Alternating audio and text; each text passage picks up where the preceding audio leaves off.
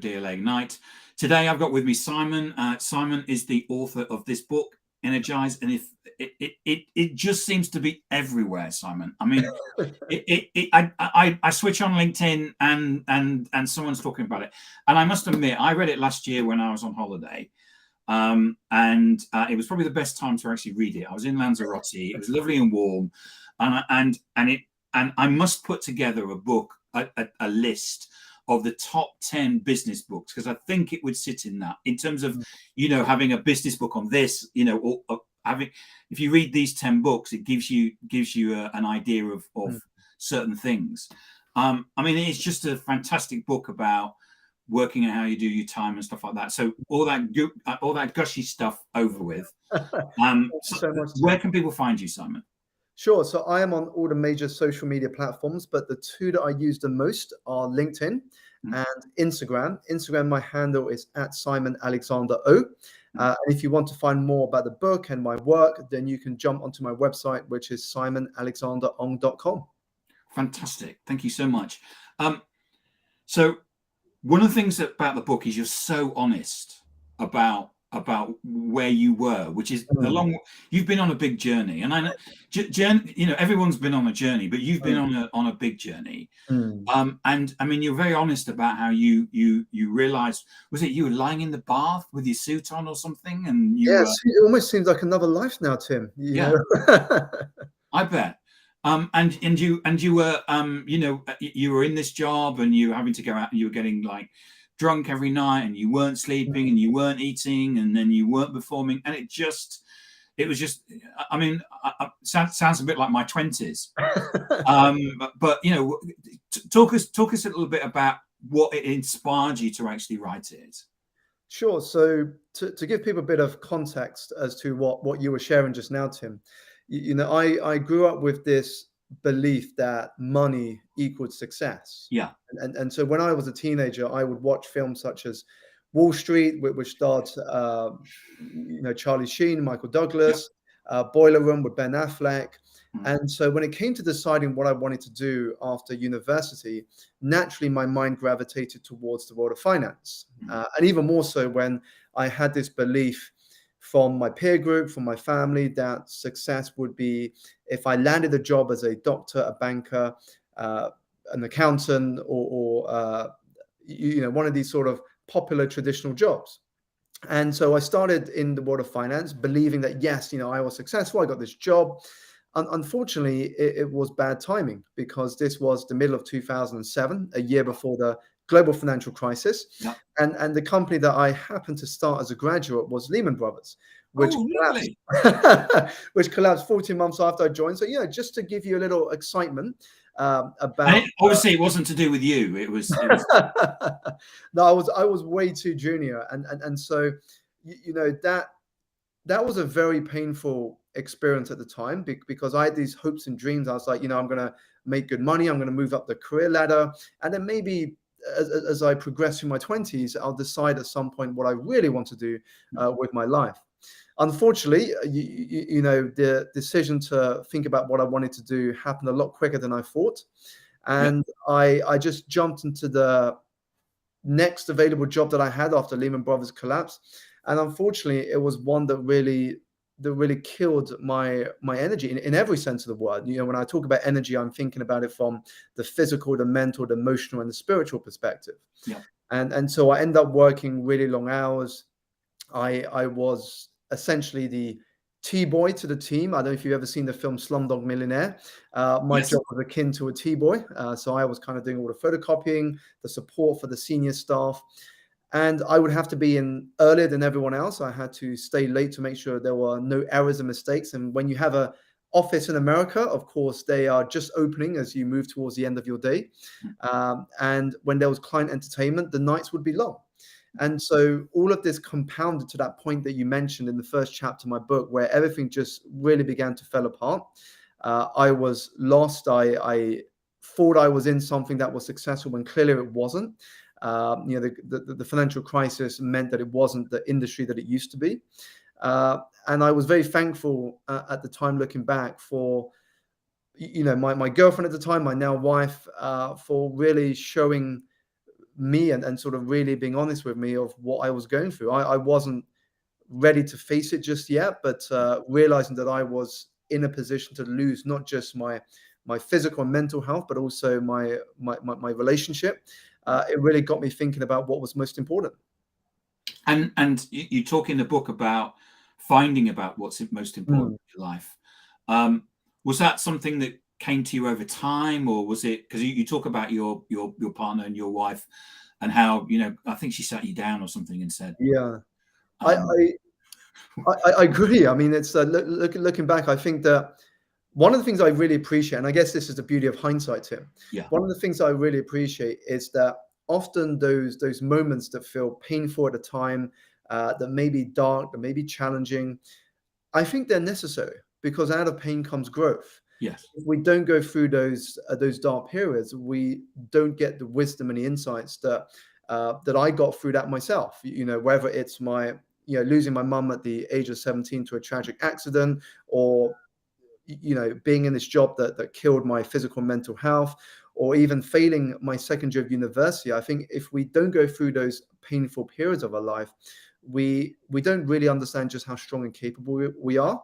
And so that moment really got me reflecting on, well, if I want to be where I want to be in a position of having a loving relationship with my girlfriend, then clearly I've got to address my health. And at that point, a lack of good health was really affecting the way I was with other people.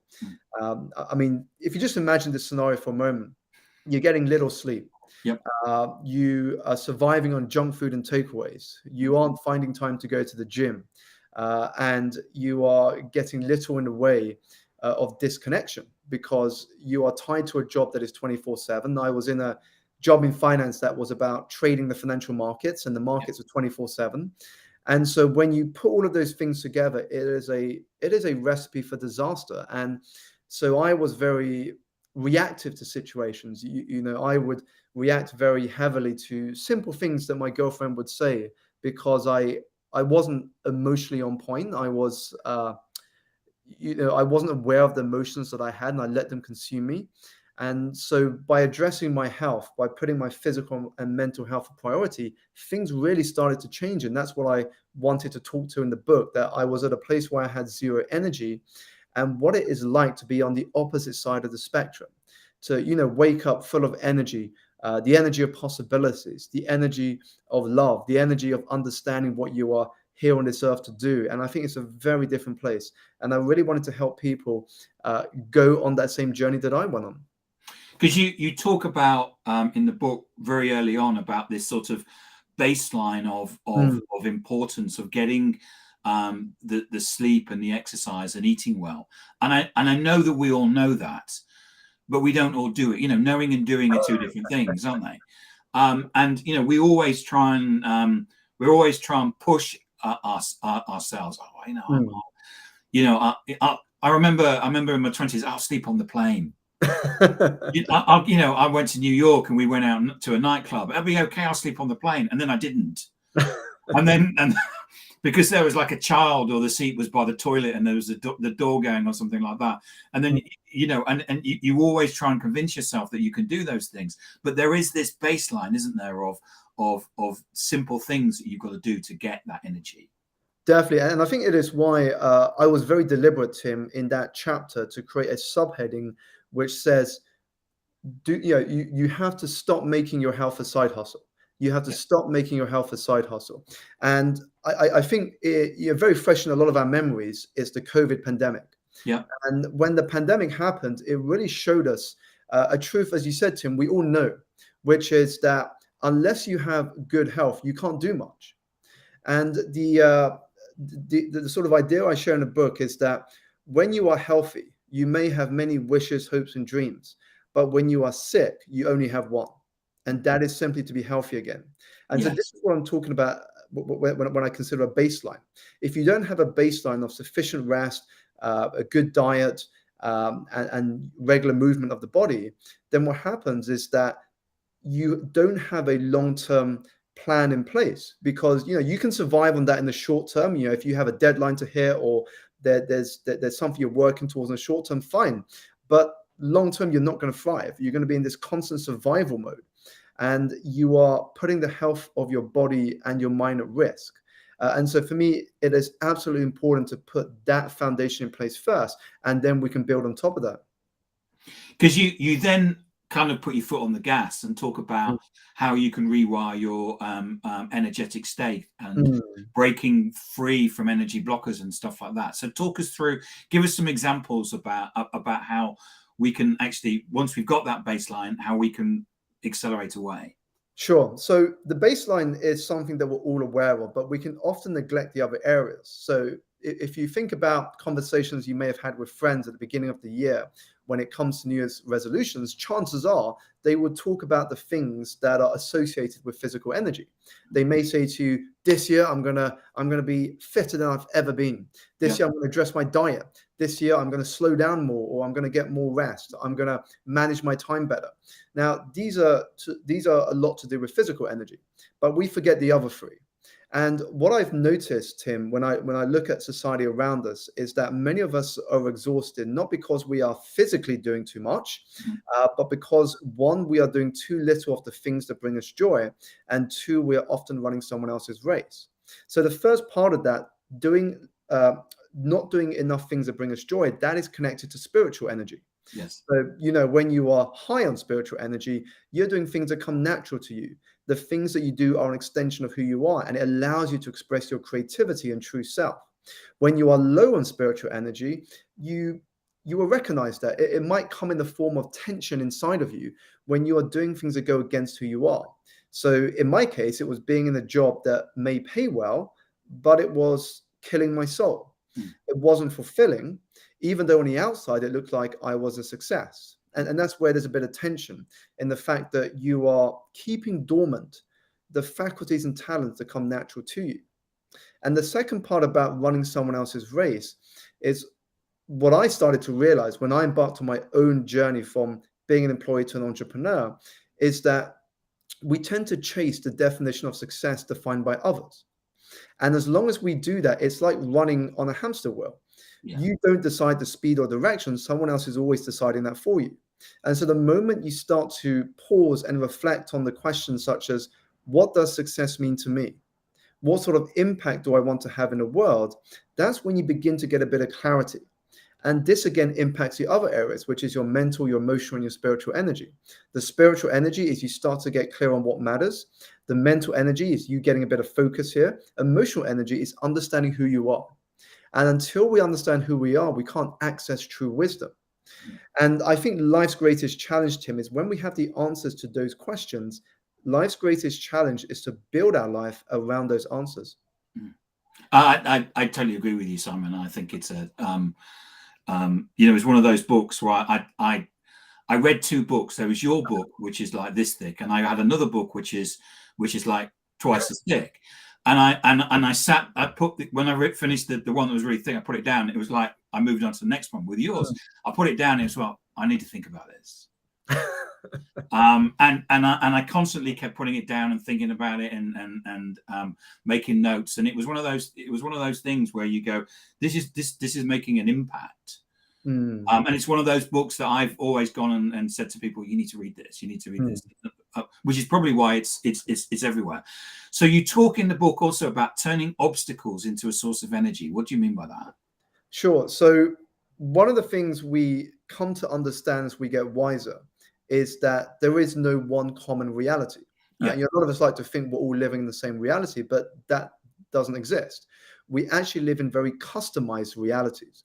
So what that means is that when you go through a particular experience, the way that you interpret it may be different to the way your friend does or the way that your partner does.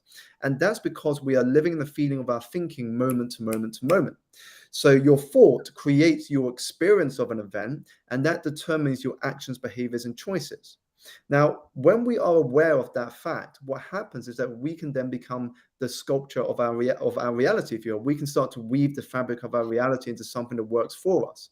So what I mean by obstacles to opportunities is the fact that you will, guaranteed, whenever you embark on a path that is new for you, you will face obstacles and challenges. That's part of the journey. Now, those things do not matter nearly as much as how you choose to respond to them. Right. So on the one hand, you can look at the obstacles and challenges as negatives, as things that, you know, are there to stop you making progress. Or on the other hand, you can look at them as lessons, as things that you can turn into fuel for your growth. So that does require a different mindset, though. You know, if you go into an obstacle or challenge from a place of ego, you are very likely to say, well, why didn't I get this? Why didn't I get that promotion? Why is everyone trying to sabotage me? And so what happens is that you come from a place of the world is against me. Yep. And so, of course, the obstacles and challenges win. On the other side, if you're able to come from the mindset of humility, and this is a very powerful mindset to operate from. The mindset of humility means that you are always open to learn, that you understand you don't know it all.